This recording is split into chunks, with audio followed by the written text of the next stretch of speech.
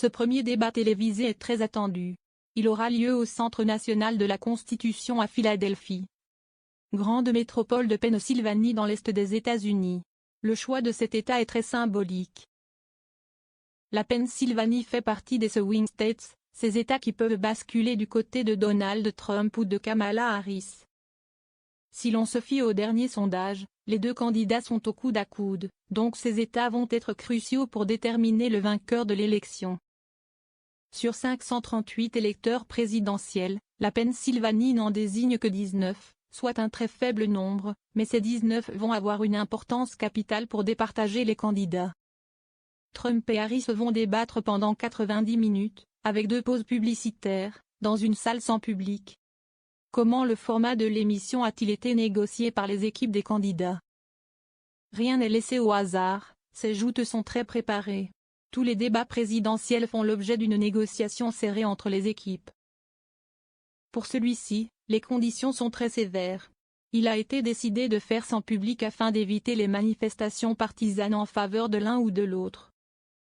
Le fait que les micros soient coupés a aussi donné lieu à de très longues discussions. Mais il faut surtout retenir le fait qu'aucun deuxième débat n'est pour l'instant prévu entre Trump et Harris. Au mois de juin, le candidat républicain avait affronté Joe Biden, mais depuis la donne a changé avec l'entrée en scène de Kamala Harris. Cela signifie que le débat de mardi pourrait être décisif. Si l'un des deux dit une bêtise ou fait des déclarations contestables, il ne pourra pas se rattraper dans un second débat. Tous les deux vont jouer très gros. Est-ce que ce genre de débat a déjà fait basculer une élection aux États-Unis? Oui, à au moins 2 reprises. Les débats télévisés datent de 1960. Avant cela, ils n'existaient pas. Eisenhower, Truman, Roosevelt n'ont jamais eu à débattre face à un autre candidat. C'est John Kennedy qui a obtenu, lors de la présidentielle de 1960, l'organisation de 4 débats face à Richard Nixon. Afin de montrer qu'il avait les épaules devant le vice-président américain qui bénéficiait déjà d'une certaine notoriété. Les 4 débats avaient tourné à l'avantage de Kennedy et il avait été élu dans la foulée. L'autre exemple est celui de Ronald Reagan en 1980. L'âge, 69 ans, de ce républicain, ancien gouverneur et ancien président du syndicat des acteurs, était pointé du doigt. Il était considéré comme trop vieux pour devenir président. Il souhaitait donc à tout prix débattre avec Jimmy Carter. L'échange a permis à Reagan de l'emporter, car Carter avait commis la faute d'affirmer qu'il avait consulté sa fille de 13 ans sur l'épineuse question de la dissuasion nucléaire. À la fin du débat, Reagan avait eu une formule percutante à l'adresse des téléspectateurs, à qui il demandait si leur situation était meilleure aujourd'hui qu'avant l'ère Carter. Cela avait fait mouche et Ronald Reagan a remporté l'élection. Est-ce que Kamala Harris peut faire le poids face au showman Donald Trump? Elle semble s'être adaptée à son nouveau rôle, auquel elle ne s'attendait peut-être pas. Cela fait seulement depuis le 21 juillet, soit 2 mois, qu'elle est la candidate démocrate.